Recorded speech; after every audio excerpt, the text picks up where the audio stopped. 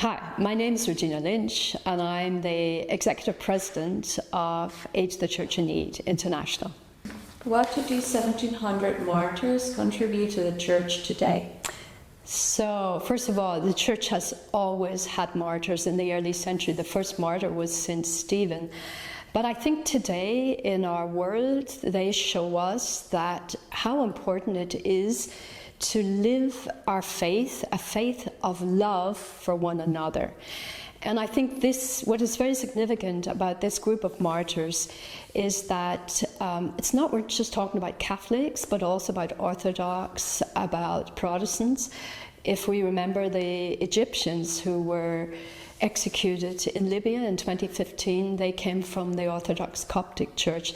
So this unites us Christians in our love of one another and our fidelity to the Word of God.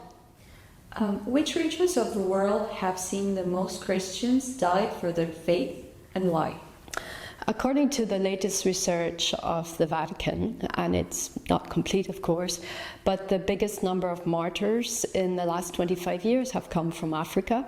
At the moment, the Vatican is speaking about 643 martyrs from Africa. And these are mainly the victims of terrorism, of jihadism, of etno-political fights. It's an amazing number, and these are the ones that are already recognized, and we don't know how many more there are in addition to them. What is the common testimony they all share, despite their very different circumstances of martyrdom? I think they show us that they really lived their faith, that they were ready to pay the ultimate price, and that following the plans of God are much more important than following the plans of mankind. And we know that Christ died on the cross out of love for us, but it wasn't a useless death. It was a death that gave us hope, that led to redemption. And so I think this is a message that all of them were ready to put their faith before anything else. Why is this celebration so important for ACN? I think, this is part of the DNA of ACN. We have always, from the beginning of the organization, the early years, we have recognized and celebrated the martyrs in the early years, in the 1950s.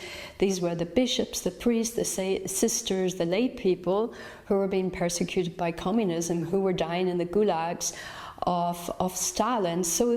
And today we continue to do this. We stand by persecuted Christians all over the world, let's say from Pakistan through the Middle East to North Africa. This is what ACN does. We be a voice for these persecuted Christians, and we show them our love and the love of our benefactors and their prayers.